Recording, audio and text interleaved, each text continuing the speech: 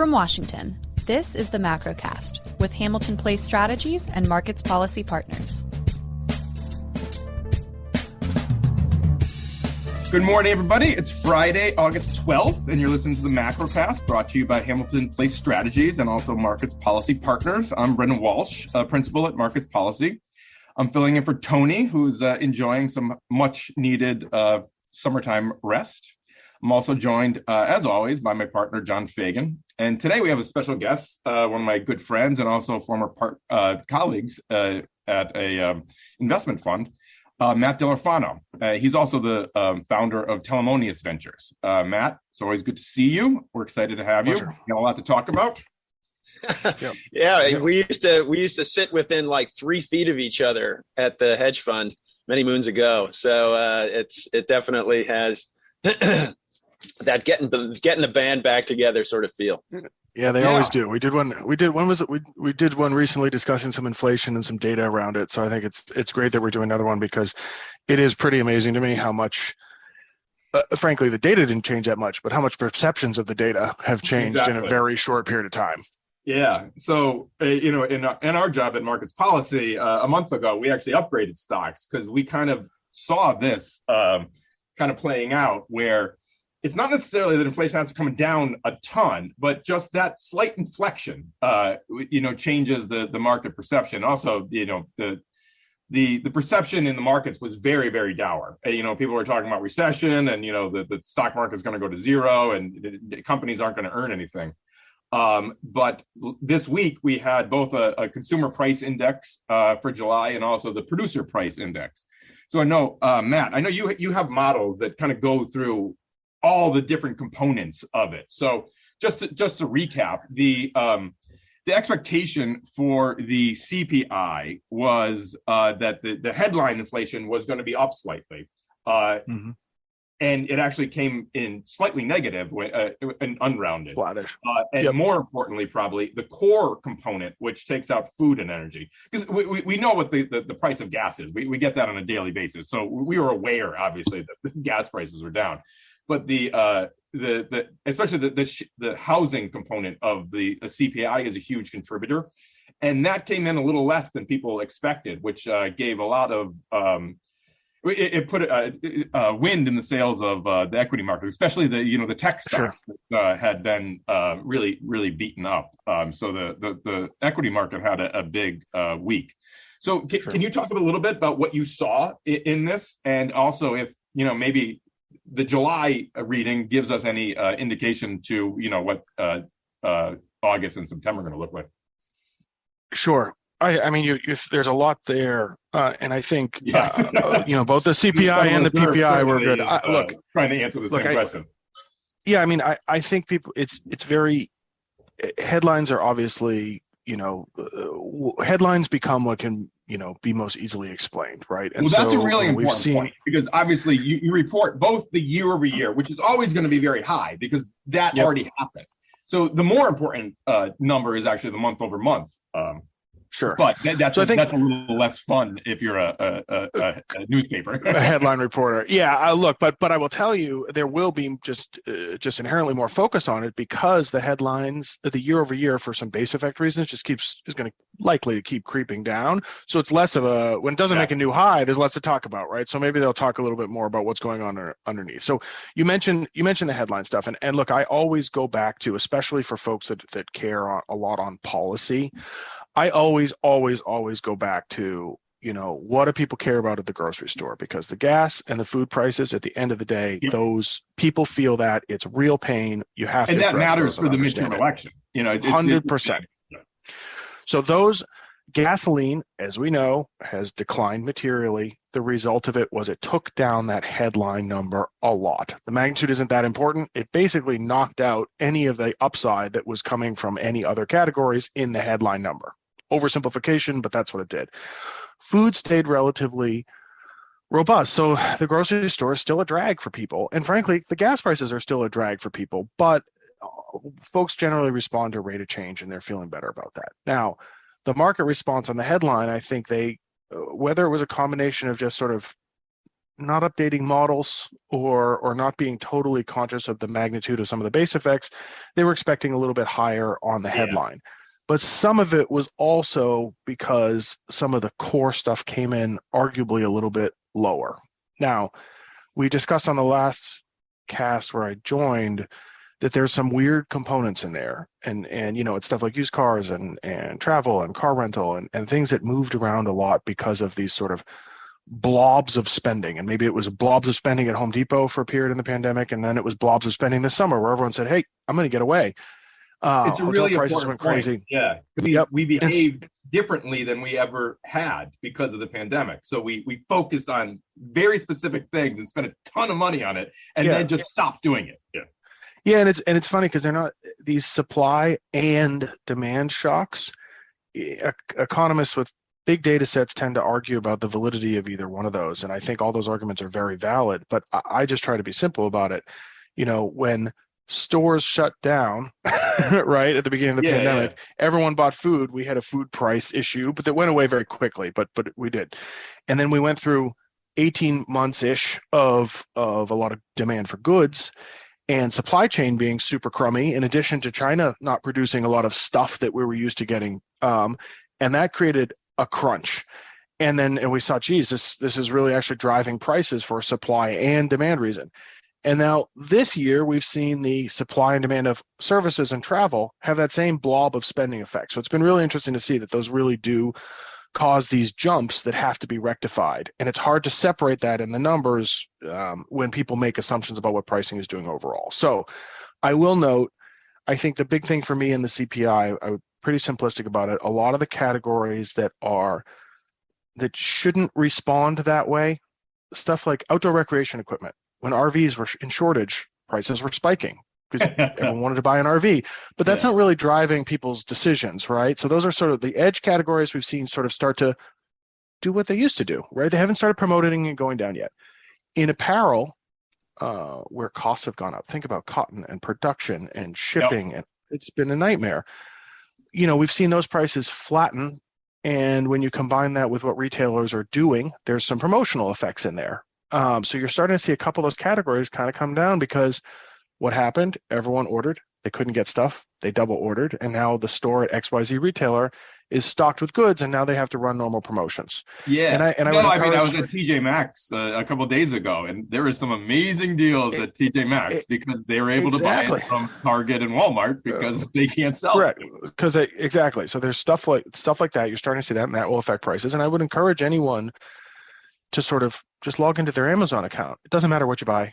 You'll notice everything's on sale. There's 7% off, 6% off, 5% off because they've on all kinds of goods, because the reality is that the inventory has come back and the volume has come down. So got that stuff. I'm here at the Cape, and last summer the boat store had no boats. You couldn't buy a boat at the boat store. No boats. This summer, when you drive around the town, you see a lot of boats in people's front yard up for sale. Yep. And that stuff. And next summer. Next summer, it's going to be the repo man's going to be driving a boat. That's the thing, right? And so as those things come onto a used market, it pressures both the price of the asset, but also the price of the margins the dealers are making. We talked a little bit about dealer margin there, but So the takeaway, though, is that a lot of the categories that were flipping around and causing a lot of consternation have sort of start to normalize. And then we're seeing stuff that's probably a little too high. Think about rental cars, airline fares. Now, fuel went up when we had the Russian-Ukrainian conflict begin. So great. That makes a lot of sense. When jet fuel goes up, airlines have to charge more. Because there's not a lot of capacity. No problem. That's rolled off, and so now you're seeing the demand push the price back down. Hotel lodging away from home, hotels came off, and rental cars came off, and so you're seeing sort of that what I think was a price spike in the first 8 months of this year start to reduce itself on a forward basis. So that was the CPI. But that's a really interesting point, and also going back to your point about the headlines. So from a political perspective, the narrative is that we spent too much money and the Fed was too easy, and that's why inflation is very high.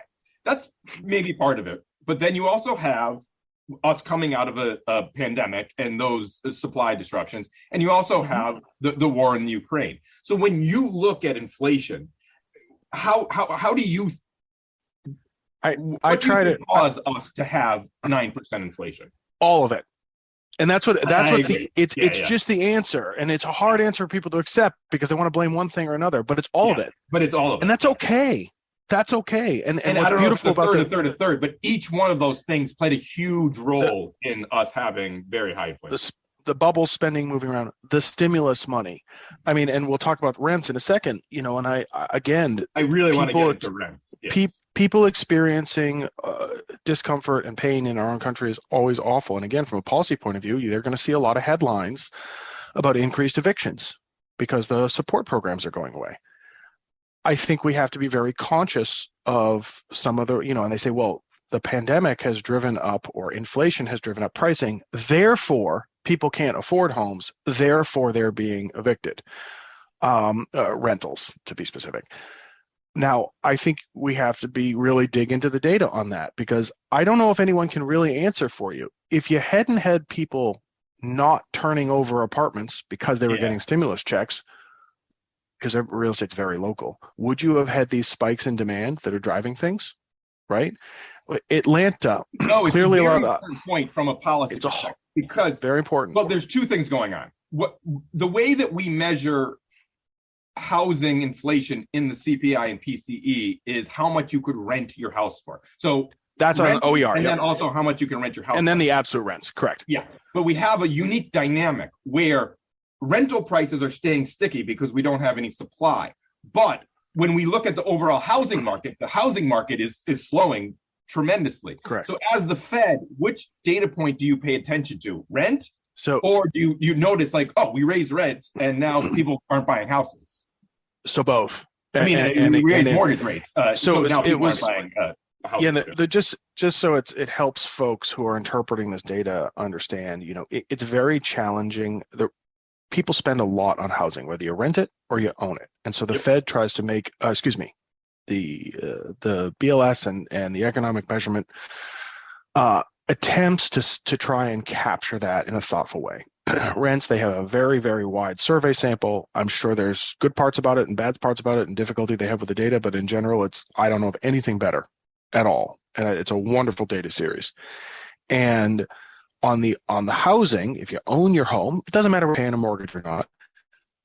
How you have to sort of ask people how much do you think your house could rent for? Now, the reason they're asking the question in that format is they don't want people to tangle it up with the cost of their mortgage, right? Because if interest rates go up, then you have a reflexive cycle. It's again an oversimplification, but realistically, so they have to ask those questions. So those are the two big categories. So when you look at housing, make sure to look at the OER, the owner's equivalent rent, what you think you could rent your house for, so therefore what you think it would cost you to reproduce the same utility for your family.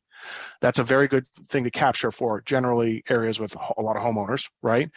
And for areas where you have more renters, you want to think through what the actual rent survey tells you. So those are the two different categories. Now, within those categories, there's the breakdowns to MSAs. And I'm going to throw out some numbers here, and they are not the exact numbers because I'm doing it off the top of my head. But if I look at the rental numbers for places like Miami, Phoenix, Tampa, the hotspots, they're hotspots. And so remember, year on year. So remember, we had rent was going at a normal slope. Then the pandemic hit, rent went down. And now we're sort of annualizing the lower point, right? Yeah. But nonetheless, even on a stacked 2-year basis to try and get over that, we're still running 10s, 11s in those areas, right? So even if it says up 18 this year, it's still a stacked kind of 10 on an annualized basis. Again, not the right compounding math, but directionally speaking. But the main point is we're significantly higher than when we went down. But if I look at a city, like New York, and I do that same math, I don't know, it's roughly 1%, 1.5%. Oh, interesting. I understand this year they went up a lot because they went down a lot first. Yeah. They went to and so that's causing some issues in the numbers. But conceptually, when again, on a policy basis, when you think about your constituency, you want to try and understand owners versus renters, and then really make sure you're looking at the number that's focused on your region and try and understand that. But the rents in the big picture, when you look at them, let's bring it back to that. So we have a bunch of categories in some cities that are kind of going crazy. We have a bunch of categories that you wouldn't notice because nothing's happened. The rents haven't gone up. We can talk about why, whether it was rent restrictions, controls, too much stimulus, too little stimulus, et cetera, but that's what's happening. Now, we have a situation where the rent year on year, call it 6.5%, 5.5%, somewhere in there, year on year. That's going to start as we go forward. This is just base math. As we go forward, the sequential level will start to decline. So what that means is if you have an index level on that has come up to 100, right? And it came up from 95. Yep. The reality is that now it's at 100. So now if you have to get it, if you added another 5 points to that index, the annualized change between the 95 and the 100 is higher than the annualized change between the 100 and the 105. So you're going to start to see sequential declines. So even as the rents stay in the 5s, 6s areas in aggregate, you'll see sequential declines over the next 6 months in the way it's measured. And that will, I think, reflect reality in the sense that rents are probably not continuing to rise at the same rate because of the base effect. It's not necessarily wrong, but also soften the headline. But I will also tell you, if we have a situation where the market has kind of freed up, people have renewed their leases, and we start to get into a new sample period, and I'll spare everyone the way that works. You might have a situation where for example, if we did a 4.5% rent, which by the way is year on year, every landlord would be pleased as punch with that. You're going to have a negative sequential. Yeah. So you get it again. So when people look at it, they got to look at all those different aspects and ask guys like you, hey, what's really going on here before they make a decision or make a pitch. And I mean, so last week we had a outstanding jobs numbers. So can we as an economy afford these rents, or is it a problem? I'm not that smart, so I try and do it in a very no. I'm just not, and so but I'm very simplistic about it. You can probably, as a nation, afford rent growth that grows roughly at the same level as wages over a period of time. Yeah, exactly. I got nothing better for you. But you're right. Like people still have jobs, and wage growth is still going up. Until that happens, I think we're okay. But so when you look at the Fed, how do you think they're going to behave in that? So the market is now pricing in. Well, the equity market thinks that the lower inflation numbers mean the Fed won't have to be so aggressive. So the last couple of meetings, they've raised 75 basis points. Now there's a chance that maybe they only do 50 at September and 25 going forward. So it's really founded, or do you think it's interesting? And I want to separate the equity market from it, but then bring it in as a layer afterwards. So let's don't so because when I think about if I'm the Fed, they're still seeing, we'll call them bubbles, Phoenix or whatever, right? They still got to deal with that. They understand that there's still supply chain issues. There will be a lot fewer this year, but there's still supply chain issues, and inventory isn't yet fully there. If I were the Fed and I picked up the phone and called Walmart, which I can do, right, and ask them what's going on, I think they would tell you, sure, we showed in our public earnings release that we have a mix issue, but I think they would also say to you, look, I can't go hammer on my suppliers on the food side yet. And they'll say, why? They say, well, the capacity isn't all the way back. So if I threaten my food the packaged good guys with price decreases and I don't have stuff on the shelves, my customer's not served. So until private label capacity is back, I don't think we can have, and it's getting there, I don't think we have the ability for the major retailers on the food stuff, the stuff that matters to people, right, to go and do what they do best, which is keep prices in check. They really do. They do a great job at it. Kroger and Walmart do more for people's wallets the most, right? Even though it's hard to think of it that way because they are highly aggressive with how they approach the suppliers on behalf of their customers. And I mean, I'd prefer to have them behind me than anyone else, right? So the reality is that when I think about the timing of that from the Fed, I say, okay, probably have another 6 months of food. I got a couple more bubbles I got to knock out. I don't know what to make of the housing industry collapse yet, but I know that mortgage spreads are coming down a little bit, and buyers who can afford will probably be able to buy in the fall. So let's see how that goes. So I think they're going to stay pretty staunch. Now, the interesting thing is I also have to look at, if I were a central banker, I'd also be sitting here and saying, all right, well, what actually happened? What, there was a lot of money that went in the system. Where'd people spend it? I'm not talking about individuals buying a new countertop. Where'd the companies spend it? Well, they just went through, if you're a major company, you woke up one day, all your business went away. And then you woke up the next day and you had no suppliers. And you woke up the next day and everyone wanted your stuff again. And then you woke up the fourth day and no one would work for you for an amount you could afford or had planned for. Yeah. So you're sitting there and going, oh man, and you have to invest. And maybe that's new capacity to make stuff here. Maybe it's new capacity to store stuff here because the shippers are killing you, right? Maybe it's new capacity to make stuff better. And I love, the simple way to understand is like, if you're Starbucks or a company like Starbucks and you buy those fast toaster ovens, those convection toaster ovens, like you save labor hours because they go faster. Dunkin' Donuts buys equipment so that their people have higher cycle times. That's what happens. So if you have fewer people. No, it's a really important point because it's both. Just a standalone company realizes now our supply chain is much weaker than we ever realized. But also from a national security standpoint, we as a nation have realized we've got to start onshoring. Like we just passed the CHIPS Act. Sure. We're going to try to make semiconductors. Sure. So take onshoring, and that's the high end onshoring. Food, it's a big issue now. Yeah. And so when you take all that stuff together and you say, okay, because these companies are looking at it and say, okay, I'm paying a lot more. I have the capital to invest. I have invested it. And you also have to remember that when they think about, when they make an investment, they're looking at a return. So now they've made these investments. We've seen capital spending go up across all levels of businesses. And you mentioned the jobs earlier. I'm going to be, again, because I'm just not that smart, I look at the labor force. Everyone is 2 or 3 years older. Yeah. In that 2 or 3 years, we've had basically no immigration, right? None. Yeah.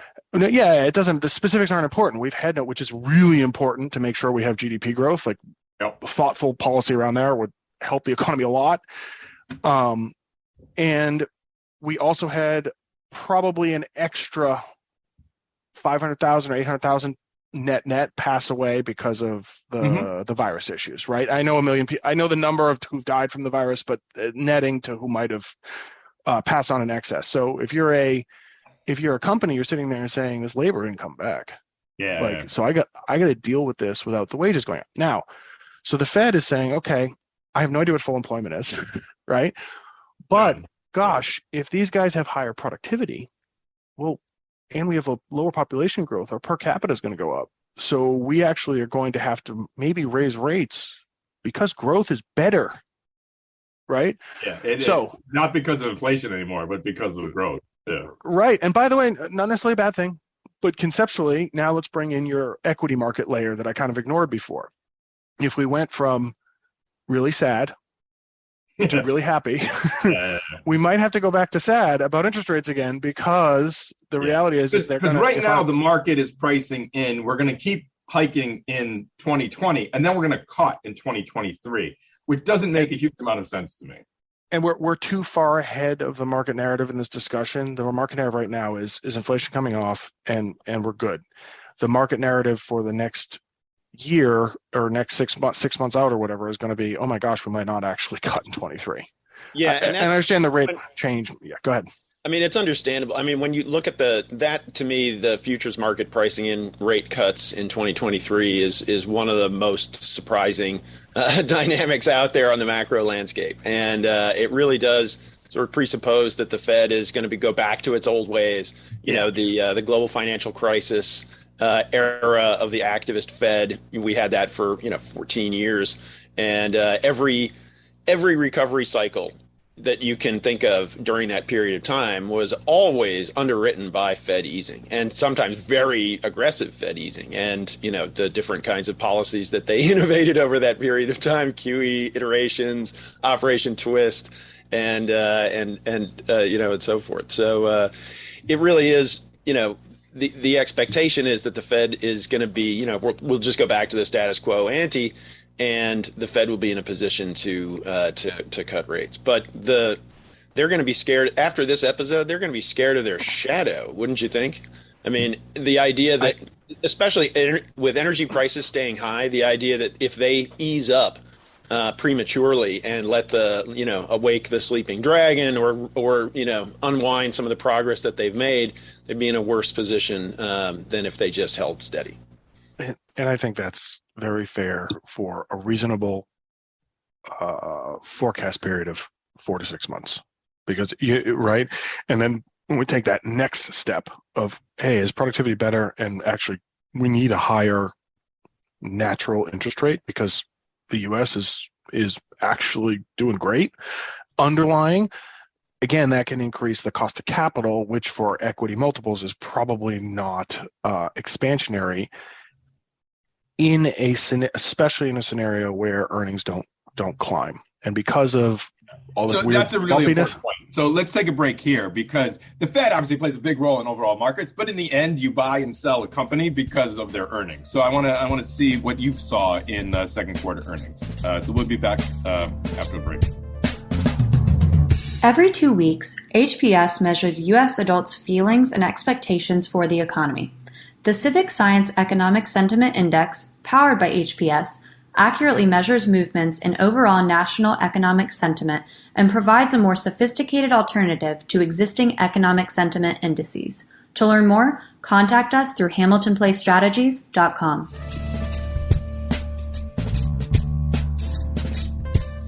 All right, Matt. So you as an analyst, had to sit there every morning and wake up and find out whether your company's beat or missed and whether stock went up and down. But what's the narrative that you've seen in this second quarter earnings season? If you were to, or is there a narrative? there isn't a consistent narrative for sure, but I think, and so generalizing. I mean, kind of simply, it wasn't as bad as people expected. Yeah, but we have no idea, frankly, and the reason we don't know is because actually the companies don't know. Right. If you were to go to the FP&A, the Financial Planning Analysis Group at a major industrial supplier, and say what's going to happen in October, and they actually told you they knew, something's wrong. Yeah. Right. So my point is you have to be very. No, it's an amazing scenario. I mean, I also kind of going back to like the Fed making a mistake. If a company can't predict what next month is going to look like for them, how is the Fed supposed to predict what the entire global economy is going to look like in a month? Right. So I think the companies that have clear mix issues that have had to deal with it, like the Walmarts of the world, they told you, no problem. And good on them. I mean, it's incredible what they've been able to do, and drive top line at the same time. I mean, it's incredible. And so, and the industrial folks, or folks that had projections that were way too high, I'm sorry, just the avoidance of doubt, I'm removing specific things. If you had a patent expiration, or if you had thought a drug was going to sell and didn't sell, like the craziness that happens on quarterly announcements. But if you took generally, whether they're services or goods exposed businesses, they all kind of said, look, we have a lot of backlog, we have a lot of orders. So far, things are okay. Businesses are still spending on productivity stuff that affects things like software. So, and if you're an industrial company, you have 6 or 8 months of backlog you haven't filled because you're still waiting for parts, right? So they all kind of say, hey, we're probably going to be okay this year, but no one has had the intellectually honest conversation about what happens next year. And I don't think the market will start to address it with the Q3 earnings in October, but even then, I think people are going to effectively punt again until they see how they close the year.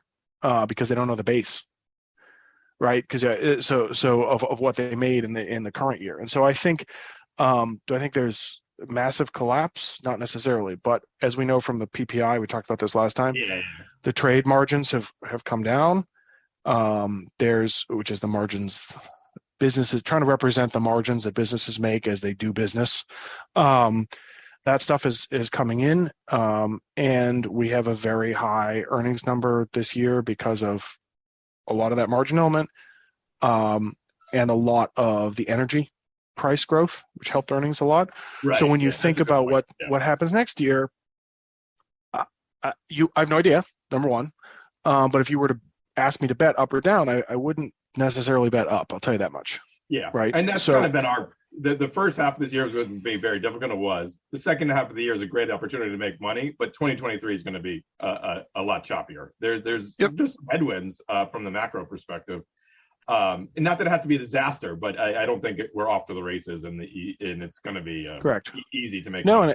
And again, Fed, from a policy point of view, the Fed is and anyone who has a district they're responsible for or a region they're responsible for, you want to talk to your big employers and say, what are you planning for, and understand what they're doing and what they're concerned about on labor, and keep up those same questions. Just because it's out of the headline, it's actually going to be more important now. So you get 23 right, you make sure your constituencies are well served. And I mean that's the current takeaway. Now linking it back to the market, probably real rates in general probably have to be higher because of whether stuff is going better or whether we're completely wrong and inflation kicks up again. Either way, rates are going higher, right? And we're not sure that earnings are going to be to the upside. It's probably harder to justify an easy path for continuing equity multiple expansion at this point. Let's play that narrative out, and we get to 2023. The bullish story, the bullish case, that is it's normal cycle. The economy is going to be picking up. The Fed's going to be cutting rates as inflation comes down. That's not materializing in the same way. Growth is okay, but inflation is kind of sticky high. The Fed is keeping its interest rates up, and then and earnings aren't really giving you that much. It's like, think back to an upcycle, a bull market that has been, that hasn't had anything to do with multiple expansion and the Fed cutting interest rates. What if we don't have that, and we don't have those, the tide lifting all boats of liquidity? What is this? That would suggest a stock picker's market, but is that an accurate kind of assessment? And what would you be picking stocks based on in that kind of environment? I think you have a lot of focus on their ongoing margin profiles without the benefit of the last couple of years. Really understand the normalized margins at the new level, starting point. Yes, growth is very important, and for high growth businesses, clearly growth trumps margin, no question. Understanding that. Understanding what the balance sheet looks like, and most companies are quite well capitalized, right? But just understanding that the cost of capital is going to be a little bit higher for them. So if there's risks around there, or if the anticipation was they were going to make acquisitions because of cheap debt, just be conscious of that. And then when I say stock, and everything, it's always a stock picker's market technically, but the macro does tend to trump the micro. And I will say that you can have people hate to deal with this, but if you have companies kind of hang on and do okay for a year, and it takes us a year to digest any issues in the earnings that are coming through in the 23 year, rates kind of creep up. Like, what if the market just doesn't do much at all in aggregate? Yeah. Why is that bad? I mean, that's actually probably the most likely outcome, right? Yeah. So I think it's easy to try and pick a direction. But think in terms of sectors. Understand, I mentioned earlier, backlogs. Think in terms of backlog, and have those conversations with whether it's your the firms in your constituency, or whether you're a market person and it's a coverage group. Really try and take a step back and don't be have that real conversation with the company and say, look, 2019 is no longer the right base for me to use. 2020 and 21 and 22 certainly aren't. We know that. So what does the actual business look like? You might have to relearn a couple of them because they're different. They have different production, different distribution, etc. So I think that's the right way to approach it, and have opportunity, but don't assume that I think you have to do that in what would arguably be a flat or too compressing multiple environment. Makes that sense sounds to me. like high degree of difficulty. It's more fun to predict the market's going to go up or down a bunch, but the reality is sometimes it just doesn't do anything. Correct. And this is one of those times where it's likely where cost of capital is going up and companies have to churn through it, but the world isn't ending and the U.S. is probably in a pretty decent spot. So well, especially compared to everybody else. Companies might be rewarded for productivity gains, for investment. Correct. Company investing in its business, and and then we have a productivity revolution. There's my Dr. Pangloss. Well, the productivity stuff is real. Yeah, but they can't buy back stocks anymore, right? Yeah. Like I said, that we don't want to go down that path, but I think well, clearly the Inflation Reduction Act is working. We saw the July CPI come out. Yes, correct. Now the immediate impact. Look, I mean, buying back, on the stock buyback thing you mentioned, and buying back stock is a capital allocation decision. Yeah. Not everyone does it in a thoughtful way, but if you're a management team, what I would expect you to have is a spreadsheet in front of you. And it says, I can buy a new machine. It gives me this IRR.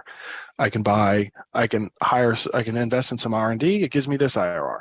I can buy back my stock because I think my projected earnings are here and it gives me that IRR. And you compare those thoughtfully and you buy back stock or not. It shouldn't be something you do just to keep EPS up, because technically that's arguably a worse return on capital than you could invest incrementally, or you should just give the money back to your shareholders.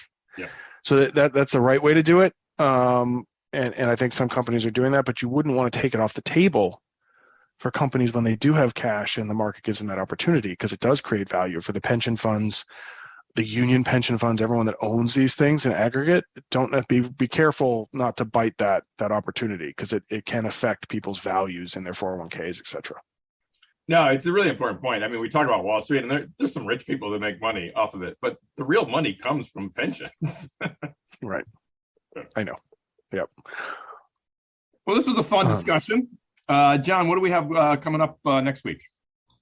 Yeah, next week the Fed minutes are the macro headliner, I think, and we've talked about this before, but essentially this week there's been very little mention by Fed speakers of more encouraging inflation. They're staying on message, and part of the Fed downshift. The number one rule of Fight Club is don't talk about Fight Club. Yeah, that's right. The number one rule of the Fed downshift is don't talk about the Fed downshift until you're actually ready to do it. And even when you're doing it, they'll probably do a rhetorical fighting retreat, because who wants to give the markets too much room to run here with that narrative? But we also have some pretty interesting economic data, retail sales and industrial production in the U.S. Yep. China's key metric, growth metrics for July, after we saw a really light aggregate credit number, EU GDP, German sentiment surveys, and global inflation readings, primarily EU, UK, and Japan. So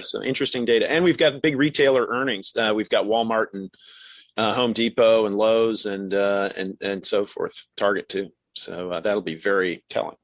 Yeah, those are important, both market data points, but also macro data points. Matt, all right. Thank you, always John. good to see you. Much appreciated. Of course. Have a good weekend, everybody. You too. Thank you very much. Thanks for joining us this week, and we'll see you next Friday. Thank you for listening to the Macrocast. Please remember to subscribe, rate, and share.